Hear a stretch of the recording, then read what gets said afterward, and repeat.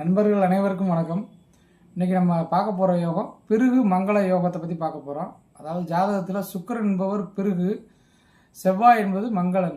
இந்த ஜாதகத்தில் சுக்கிரனு செவ்வாய் இணைஞ்சு லக்கணத்துக்கு மறையக்கூடாது. அவங்க லக்கணத்துக்கும் மறையாமல் சந்திரனுக்கும் மறையக்கூடாது.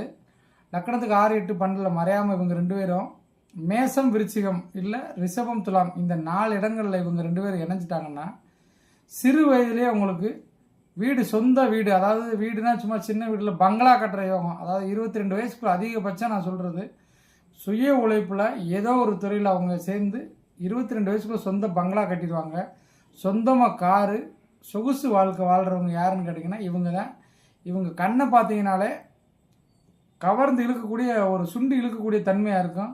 அதுலேயும் பெண்களுக்கு இந்த மாதிரி ஒரு இணைவு இருந்துச்சுன்னா அவங்க கண்ணை பார்த்தே இவங்க மற்றவங்க பேசுகிறது மறந்துடுவாங்க. அவங்க கண்ணை தான் ரசிக்க சொல்லுவாங்க. அந்த மாதிரி ஒரு போதையான கண்களை கொடுக்கக்கூடிய இந்த யோகமானது 2 பேர் இணைஞ்சிருந்தால் ஜாதகத்தில் செயல்பட்டுரும்.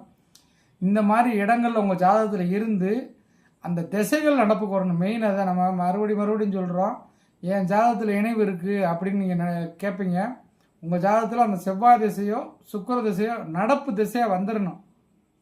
கர்ப்பசில் நீக்கி உங்கள் ஜாதகத்தில் ஜனனகால ஜாதகத்தில் அந்த மாதிரி வந்துட்டால் உங்களுக்கு அந்த திசை நடப்புக்கு வந்துருச்சுன்னா நீங்கள் ராஜா. அதை என்னைக்கா இருந்தாலும் கண்டிப்பான முறையில் யோகக்கார ஜாதகம் தான். நன்றி.